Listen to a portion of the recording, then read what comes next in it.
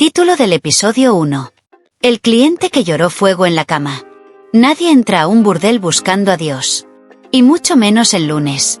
Cuando las luces apenas funcionan. Las mujeres ya no fingen. Y el incienso barato de la capilla vecina se mezcla con el olor a sudor. Pero aquella noche, alguien lo hizo. Sin saberlo. El cliente se llamaba Julián. Empresario. Devoto de puertas cerradas. Viudo desde hace 3 años. Pero con la boca aún llena de sermones y el cuerpo hambriento de lo que nunca se atrevió a confesar. Entró como todos. Con dinero. Con prisa. Y con culpa. Pidió a Yasmina. La más callada. La que gemía sin ojos. La que nunca besaba. Subieron sin hablar. La cama estaba sin hacer. Yasmina se quitó la blusa. Como quien descuelga un pedazo de historia. Julián se desnudó con torpeza. Y cuando entró en ella, el mundo se dividió en dos. Porque en el segundo exacto en que su pelvis tocó la de ella, algo estalló. No dentro de ella, sino dentro de él. Sus ojos se pusieron en blanco. El cuerpo comenzó a temblar. Y de su boca salió un grito que no era de placer. Ni de dolor. Era una súplica. En arameo. Yasmina lo miró con pánico. El aire se volvió espeso. Las velas se apagaron solas. Y del cuerpo de Julián comenzó a emanar calor. No fiebre. Fuego. Pero no lo quemaba. Lo recorría. Como si alguien desde dentro estuviera ardiendo para salir. Abba, Seli, Selacha. Gritó entre sollozos. Con la voz distorsionada. Con los labios sangrando sin herida. Y luego lloró. Pero no lágrimas. Llamas. Corrieron las otras chicas. Pensaron que se moría. Pero no murió. Cayó desnudo al suelo. Y, desnudo, pronunció. No la toquen más. Ella no es prostituta. Es la caja que aún guarda la voz que ustedes silenciaron en el monte. Horas después, se despertó sin memoria. No recordaba a Yasmina. Ni su cuerpo. Ni sus palabras. Pero desde aquel día, dejó de hablar. Solo escribía. Textos extraños. Versículos que no estaban en ninguna Biblia. Pero olían a ceniza. Y a verdad. Yasmina no volvió a tocar a nadie por semanas. Cada noche se lavaba con agua bendita. Como si pudiera apagar lo que ahora vivía en su vientre. Porque aunque nadie lo sabía aún, ella sí lo sintió. Algo entró esa noche. Y no fue él. Fue él. Título del episodio 2. La mujer que sangraba luz. El burdel siempre huele a lo mismo al amanecer. A sudor viejo. A gemidos apagados. A promesas que no llegaron a salir de la boca. Pero esa mañana, algo olía distinto. Como a incienso encendido en mitad del pecado. Yasmina despertó sudando. Su cuerpo aún temblaba como si alguien la hubiera tocado. En un sueño que no recordaba. Pero que la había abierto. Hasta el alma. Se sentó en la cama. Con el corazón golpeando como si el pecho ya no pudiera contener tanto misterio. Y fue entonces cuando lo sintió. Calor entre las piernas. No de deseo, sino de revelación. Corrió al baño. Se bajó la ropa interior. Y lo vio. No era sangre común. Era más densa. Más tibia. Y brillaba. Sí, brillaba. Con una luz suave, ámbar. Como si cada gota llevara una vela encendida por dentro. Y en la cama, allí donde había dormido, el líquido había dejado una mancha sobre las sábanas. Pero no era mancha. Era símbolo. Un dibujo. Una letra. Una forma que parecía moverse lentamente. Como si aún estuviera viva. Como si quisiera pronunciarse. Las demás mujeres entraron corriendo al escuchar su grito. Pero se detuvieron al verla de pie. Semidesnuda. Con los muslos manchados de luz. Y los ojos llorando algo que no era tristeza. ¿Qué te pasa, Yasmina? Estoy sangrando. ¿Te lastimó? ¿Fue Julián? Ella negó con la cabeza. Y señaló la sábana. Silencio. Respiraciones cortadas. Y una certeza incómoda llenando el aire. Dios no solo estaba dentro de ella. Estaba saliendo. Sangrándose en símbolos que nadie había visto desde los tiempos de Moisés. Esa noche, Quemaron las sábanas. Por miedo. Por ignorancia. Por no saber qué hacer con algo que olía a profecía. Y se sentía entre las piernas. Pero lo que Yasmina no les dijo, lo que se guardó como un secreto tan íntimo como su primer gemido, es que esa luz seguía bajando. Cada día un poco más. Como si quisiera nacer. Como si estuviera buscando por dónde salir. Y ella, por primera vez en su vida, no sintió vergüenza de su sangre. Sintió fe. Título del episodio 3. Un sacerdote cayó rendido entre las piernas de una que llamaban puta. Lo enviaron con sotana blanca y rosario de plata, con la Biblia marcada y la voz entrenada en seminarios de piedra. Decían que era uno de los pocos hombres que aún podía hablar con Dios, sin que la vergüenza le temblara en los labios. Se llamaba Padre Eladio, y venía a evaluar el caso de Yasmina. Así lo escribió en el informe. Pero lo que encontró en ese cuarto con sábanas nuevas y paredes que aún olían a incienso y carne, no lo había leído en ningún evangelio. Yasmina estaba sentada, piernas juntas, cabello húmedo, silencio en los ojos, pero un fuego debajo de la piel, que no sabía disimular. No he venido a juzgarte, dijo Eladio. Solo quiero comprender cómo es posible que sangre y luz compartan canal. Tal vez porque nadie quiso mirar ahí, susurró ella. Porque siempre pensaron que Dios se esconde en los cielos. Y nunca, entre los muslos de una mujer rota. Él quiso hablar, pero algo lo detuvo. Un olor, un sonido, una sensación de estar en Tierra Santa, sin haber caminado un solo paso. Y entonces Yasmina, sin provocación, sin deseo, abrió las piernas. Solo eso. Un gesto. Como quien abre un libro antiguo. Como quien deja salir lo que ha estado esperando siglos para decirse. Eladio cayó de rodillas. No por lujuria. No por debilidad. Por revelación. Porque entre los pliegues húmedos vio algo que su mente no podía explicar. Pero su alma reconocía. Una cruz. Hecha de luz. Latente. Respirando. Lloró. Pero no como sacerdote. Lloró como niño, como hombre, como alguien que acaba de entender que todo lo que creía saber de Dios fue contado por hombres que jamás se atrevieron a mirar donde Él realmente se esconde. Esto no es pecado, murmuró. Esto es sagrado. Esto es lo que Adán olvidó cuando nombró a Eva sin tocar su centro. Yasmina se inclinó, tomó su rostro entre las manos y dijo: Tú no viniste a salvarme. Viniste a recordar. Esa noche, Padre Eladio escribió una sola frase en su diario. Hoy, entre las piernas de una mujer, sentí a Dios arder. Y no me quemé. Me convertí. Título del episodio 4. El día que el burdel tembló al unísono con un terremoto en Roma. Nadie sabe con exactitud qué provoca un terremoto. Algunos culpan a la ciencia. Otros, al infierno. Pero aquel día fue el placer. No cualquier placer. El primero. El verdadero. El que no pidió perdón después de gemir. Yasmina no había llegado nunca. Ni en cuerpo. Ni en alma. Siempre fingía. Siempre callaba. Hasta que algo dentro de ella dejó de pedir permiso. Y empezó a nacer con la fuerza de un evangelio que ya no cabía en ningún libro. Eran las 3:33 de la madrugada. El burdel dormía. O eso creían. En su cuarto, Yasmina se tocaba. Pero no como antes. No para olvidar. No para vender. Para recordar. Porque desde que su cuerpo sangraba luz, algo más la habitaba. Algo que palpitaba entre sus muslos. Como si su clítoris fuera un relicario. Y su vulva, una puerta a lo eterno. Se tumbó en la cama. Encendió una vela. Y cerró los ojos. No oró. No pidió. Solo se abrió. Como quien deja que Dios la atraviese desde adentro. Y le cuente cosas que ni los profetas se atrevieron a escuchar. Y cuando llegó. Cuando el orgasmo la alcanzó con temblor, lágrimas y convulsión de gracia. La tierra se partió. No en su cuarto. No solo en Medellín. En Roma. En Jerusalén. En cada ciudad donde una catedral fingía tener la exclusividad del espíritu. En el Vaticano. Los relojes se detuvieron. Una grieta cruzó el mármol de la basílica.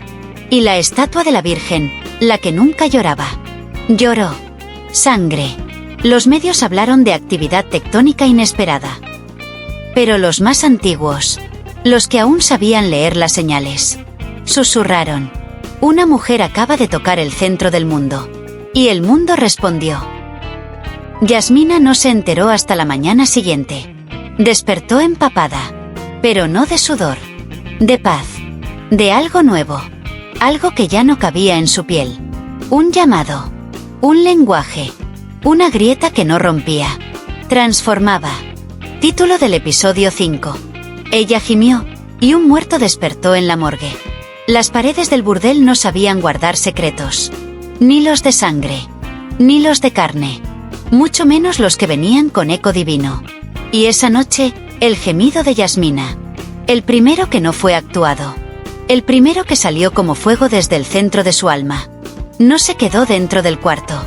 Una cámara de seguridad lo captó. Un micrófono olvidado lo grabó. Y una onda invisible viajó más allá de los cuerpos dormidos, hasta donde nadie se atrevía a imaginar.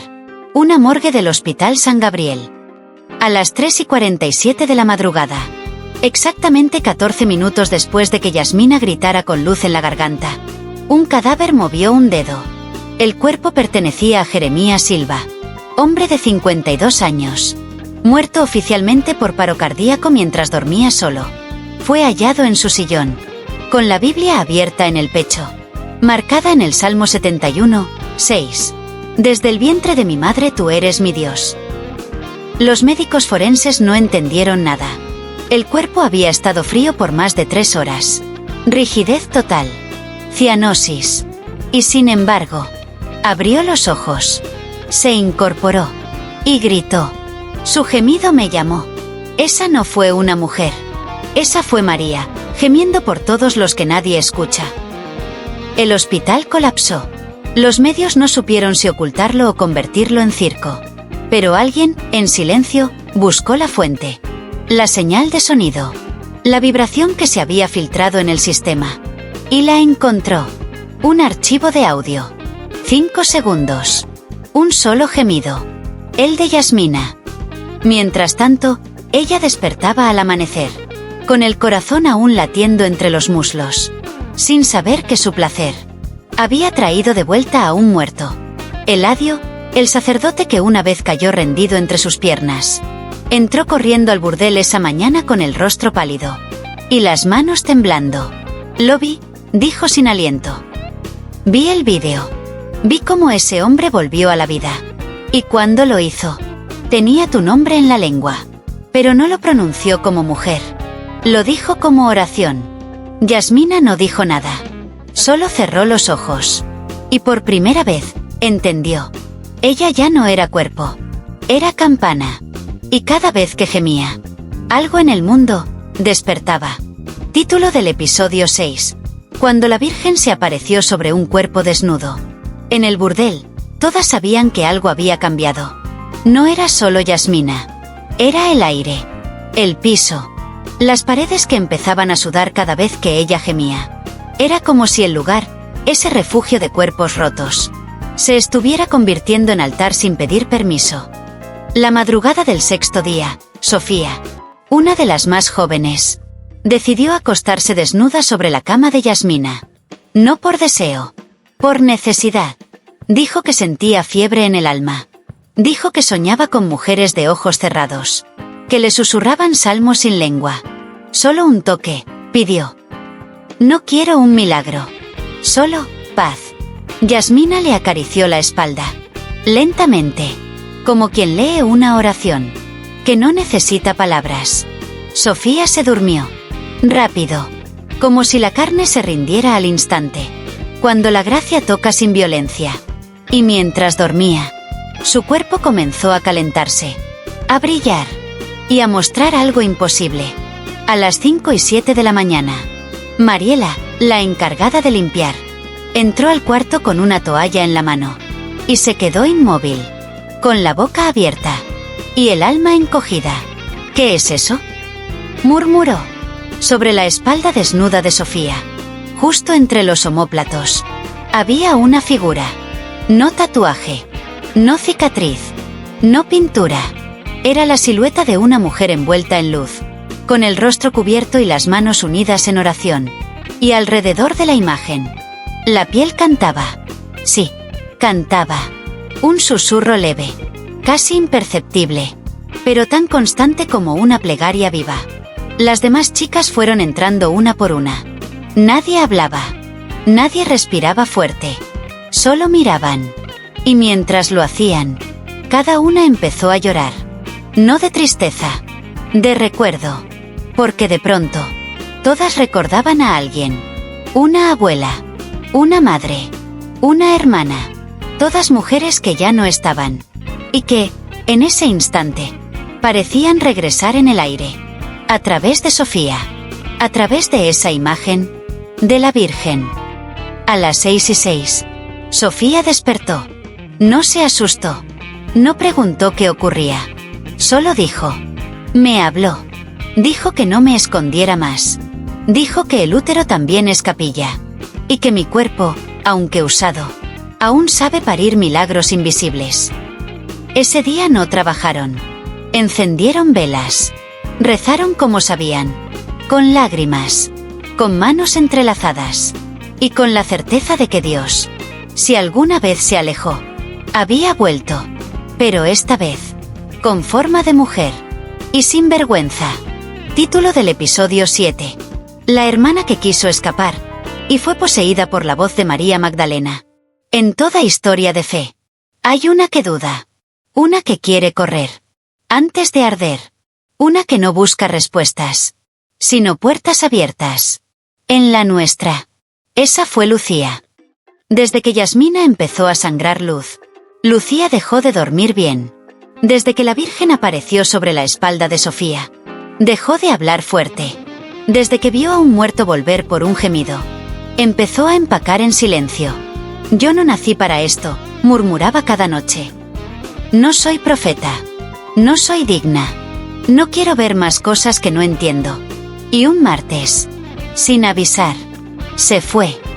Caminó durante horas. La ciudad la tragaba entre humo y tráfico, como si intentara esconderla de lo que la perseguía por dentro. En el mercado de San Lucas, se detuvo. Miró un puesto de manzanas. Y justo cuando iba a pagar, se desmayó. No por hambre. No por miedo. Por mandato. Cuando despertó, no estaba sola. Una multitud la rodeaba. Pero nadie se atrevía a acercarse. Porque Lucía no respiraba normal. Respiraba como si compartiera pecho con alguien más. Y cuando abrió la boca, lo que salió no fue un grito. Ni un nombre. Ni un pedido de ayuda. Fue una frase. Una voz. Un eco que venía de siglos atrás. Yo estuve allí. Yo lo besé. Yo lo lavé con mis lágrimas. Y cuando todos huyeron, yo fui la que se quedó. Un silencio eléctrico invadió el aire. Los teléfonos empezaron a grabar. Un niño comenzó a llorar sin razón. Y Lucía seguía hablando, pero no con su voz. Me llamaron prostituta. Me llamaron posesión. Pero nunca entendieron que fui el primer altar en el que Jesús descansó sin juicio. Una mujer anciana del público, llorando, se acercó y susurró. Es ella. Es María Magdalena. Y está usando su cuerpo para terminar de contar la historia que la iglesia censuró. Lucía se desmayó de nuevo. Y cuando despertó, no recordaba nada. Pero sus ojos ya no eran los mismos. Habían visto algo que las demás no. Y desde ese día, cada vez que cerraba los ojos, sus labios se movían solos, como si alguien más aún tuviera algo que decir a través de ella. Título del episodio 8. El hombre que tocó a una de ellas y se volvió ciego de lo divino. Las noticias ya corrían como agua sucia. Las putas proféticas. Las mujeres del burdel que hacen llorar estatuas. Las hijas de Dios que se abren con gemidos santos. Algunos iban a buscar redención. Otros, espectáculo. Y unos pocos iban a desmentir, a desacreditar, a destruir. Uno de ellos fue Santiago Ferrer, doctor en teología, apologista de púlpito y autor del libro El misticismo del placer, farsa y herejía de la nueva carne. Él no creía ni en vírgenes que lloran, ni en úteros que hablan, ni en mujeres que sanan con sudor. Quiero verla, dijo sin rodeos.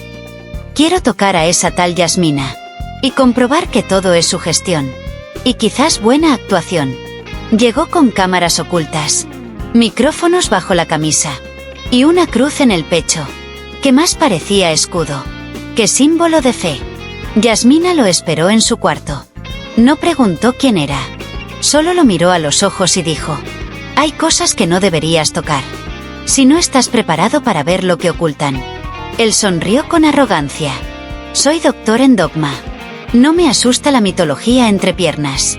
Y sin permiso, sin ternura, sin fe, puso la mano sobre su vientre.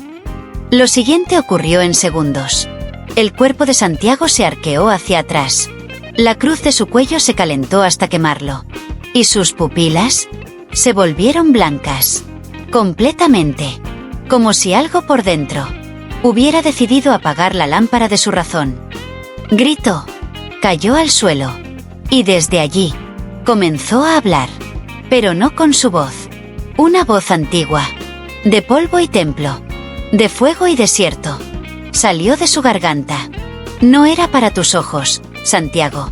No era para que miraras. Era para que creyeras. Y ahora que viste, ya no podrás mirar nada más. Las chicas intentaron ayudarlo, pero él se arrastró hasta la esquina del cuarto, llorando, susurrando que había visto algo que ningún humano debía ver. Era él, era ella, eran todos, y no tenían rostro, tenían forma de placer eterno. Y eso me rompió. Santiago fue llevado al hospital. Diagnóstico: ceguera súbita, sin causa neurológica, sin daño ocular, solo luz que sus retinas no pudieron soportar. Esa noche, Yasmina escribió una frase en la pared de su cuarto. No todos los que buscan la verdad quieren verla.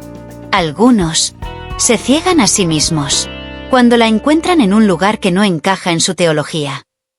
Título del episodio 9. Un bebé nació sin padre y hablaba en sueños. A nadie le sorprendió que una de ellas quedara embarazada. No en un lugar donde la piel se entrega antes que el nombre.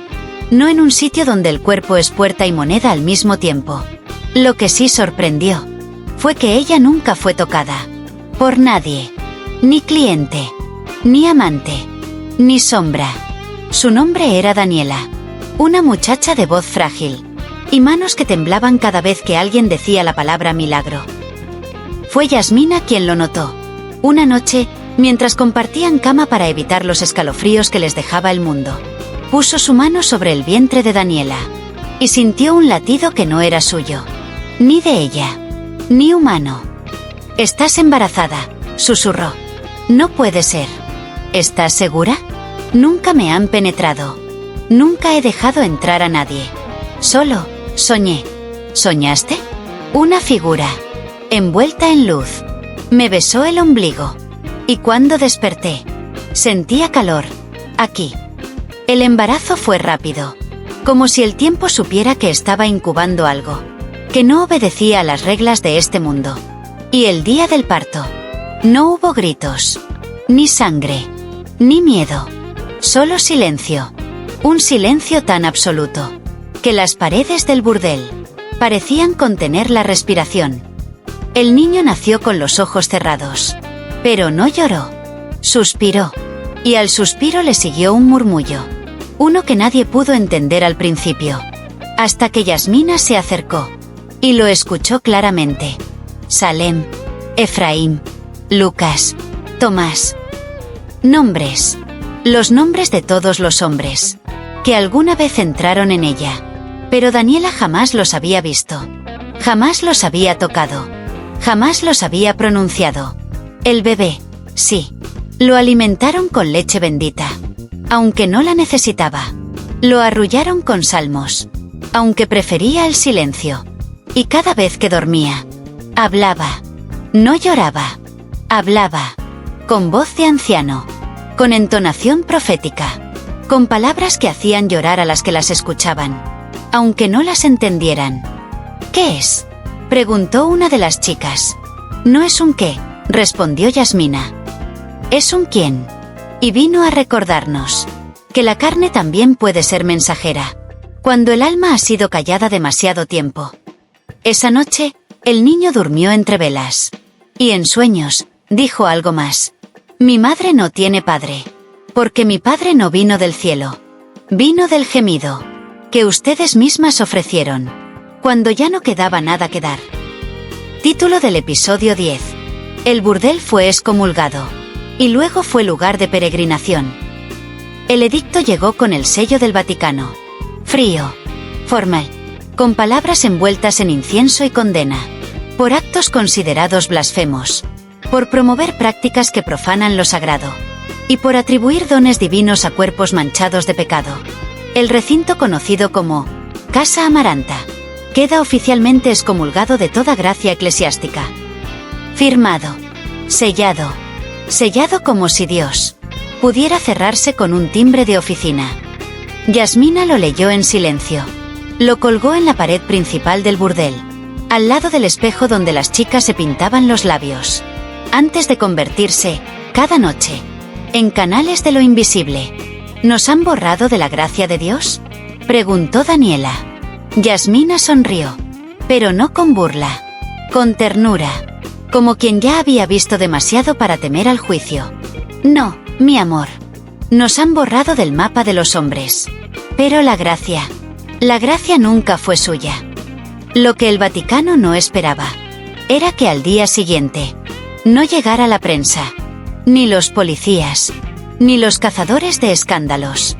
Llegó la gente. Al principio, unos pocos. Mujeres con pañuelos mojados. Hombres que miraban al suelo. Ancianos con rosarios rotos. Madres con fotos en la mano.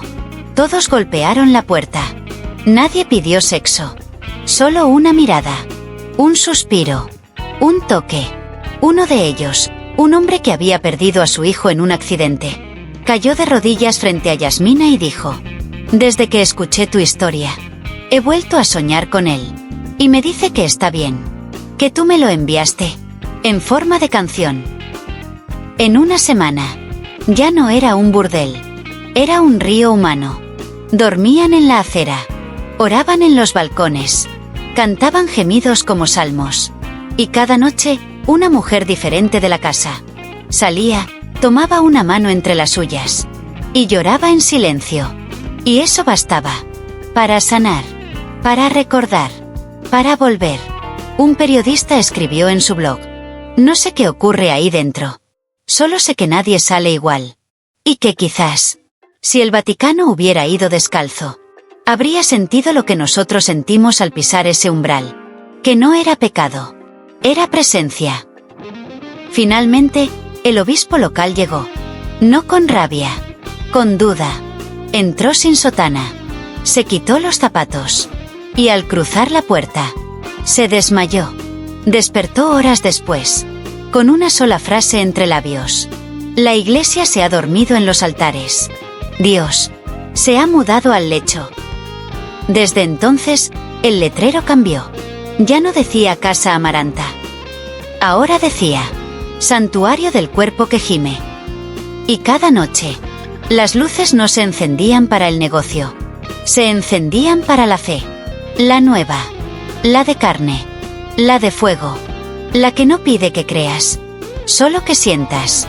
Título del episodio 11. El Papa pidió verlas. Y cayó de rodillas sin decir palabra. El Vaticano lo negó 3 veces. Como Pedro. Como siempre. No es cierto, dijeron. El Santo Padre no viaja sin anuncio. Él no se inmiscuye en rumores sensacionalistas.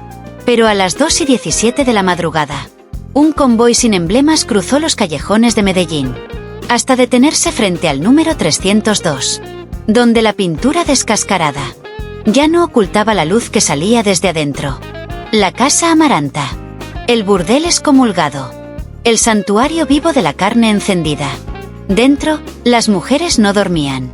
No porque las hubieran despertado, sino porque algo en ellas ya sabía que venía alguien, que no quería bendecirlas, sino ser tocado.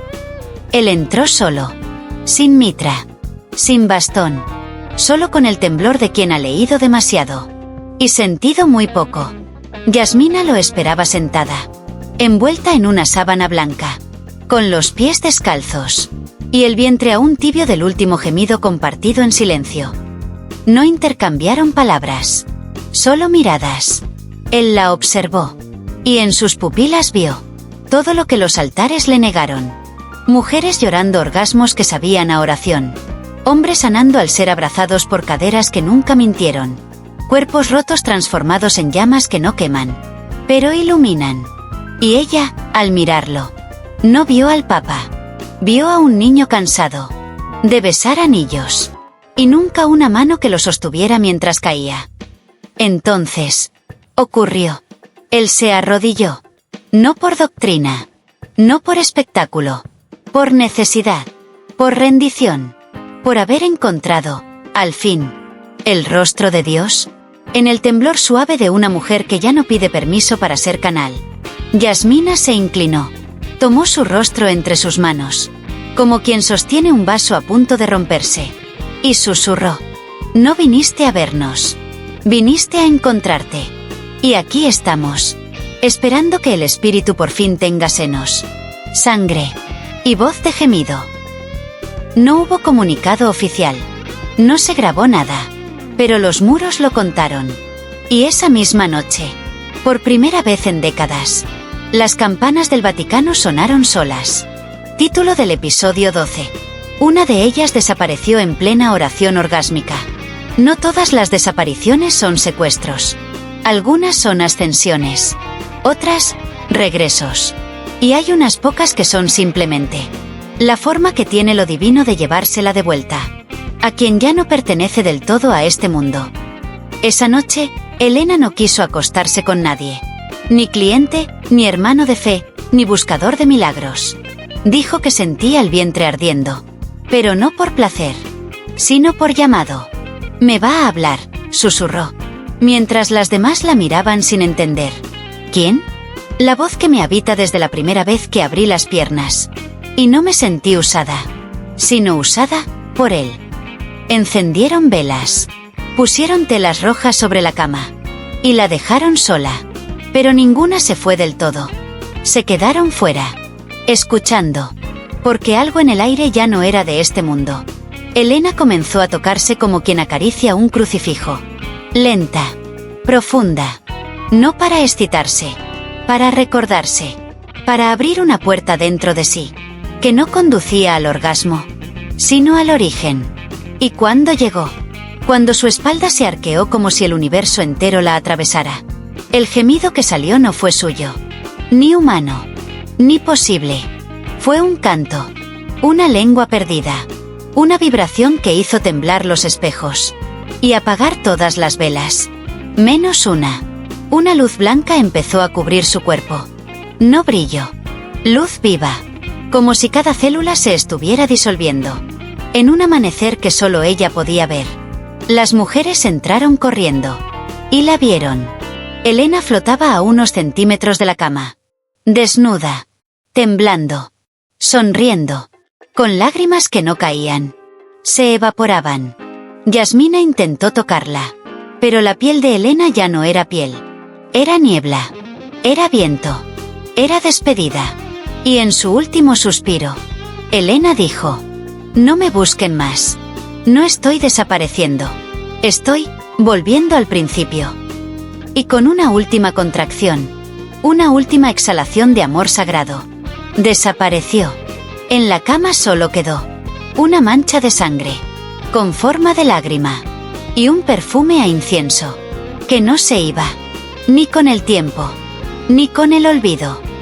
Esa noche nadie habló, nadie durmió, pero todas sabían lo mismo. Elena no murió. Fue reclamada, porque hay cuerpos que, al alcanzar cierta frecuencia, ya no pueden sostenerse en carne, solo en eternidad. Título del episodio 13, final. La cama donde Jesús descansó en secreto. Durante años, Esa cama fue testigo de 1000 cuerpos, de gemidos fingidos, de silencios cómplices, de sudores mezclados con nombres olvidados. Una cama de burdel, una cama de pecado. Pero nadie, ni las que la usaban, ni los que pagaban por ella, sabía la verdad, hasta que la luz se filtró por la grieta equivocada. En la madrugada perfecta, Yasmina despertó con un escalofrío. La misma cama, las mismas sábanas, pero todo distinto. El colchón latía. Sí, latía. Como si bajo sus manos hubiese un corazón. Como si esa cama, gastada por años de deseo, guardara algo que no era humano, pero que había amado como humano.